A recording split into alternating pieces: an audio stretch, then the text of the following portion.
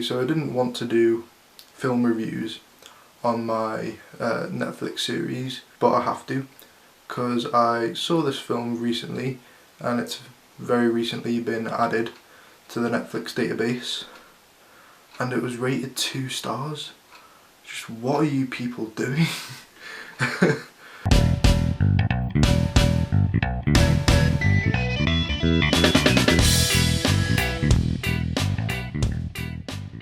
Okay, so I don't really understand how the Netflix rating system works, whether it's user-based rankings or if like Netflix has their own rating which they put on there, or if it's taken into consideration with critics or whatever. On IMDb, the film's rated 6.7, Metacritic score is 76%, and Rotten Tomatoes has given it 90%. So the guest stars Dan Stevens, Micah Monroe, and is directed by Adam Wingard. So a soldier comes home from war and he introduces himself to a family, and he says that he was the best friend of their son who died in battle, and that his last request was for him to visit the family and, you know, check on them, see if they're okay. And then some accidental deaths start occurring after his arrival. So first of all, we have to talk about Dan Stevens and his performance.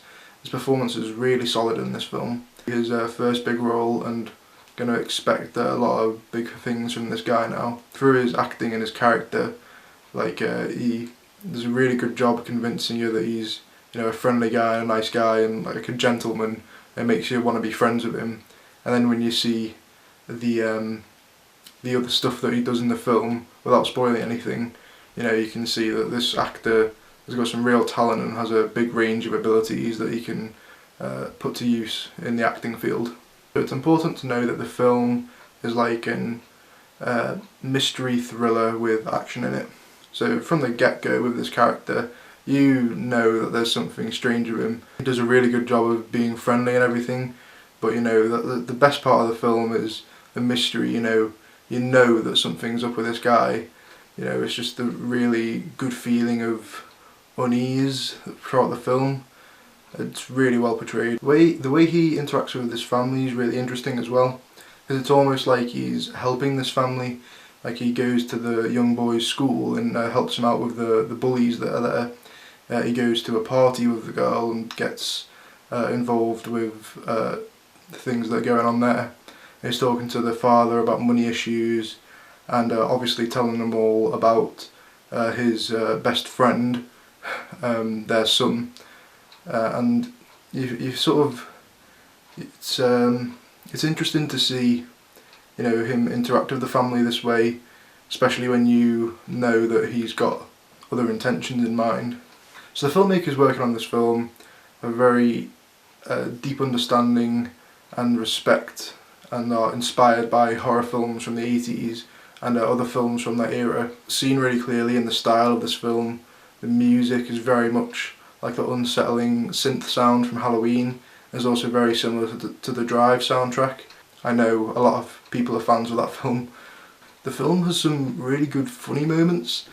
I did laugh quite a few times in this film, but it was sort of more of like awkward laughter, you know, where like it's funny in like that cheesy kind of way, but like this guy could kill me, so you know, it's like that awkward laughter. The film's got a really good mix of genres. It's an action mystery thriller, like I said, but there's elements of horror in there, elements of comedy, and normally when a film tries to mix genres together, it can really backfire and make the film a mess, but it really doesn't work that way in this film, which shows the talent of these filmmakers. I'm not going into too many plot details of this film, because I think it's a film that needs to be watched blind just to enjoy it more. But don't watch this film expecting a solid horror film. A lot of people have seen it like that and been disappointed by it in that respect, and rightfully so, to be fair. For negatives in the film, and there are certainly some negatives, I honestly felt like the whole third act of this film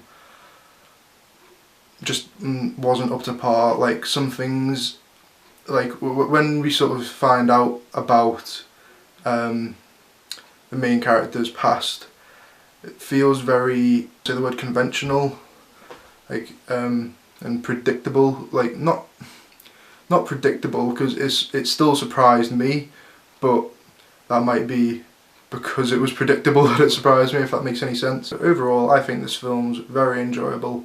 It's a really good Halloween film as well, not in terms of horror like I said, but like as in the holiday Halloween. It's got a great theme throughout it. But like I say, when watching it, don't expect a whole action film or a whole horror film.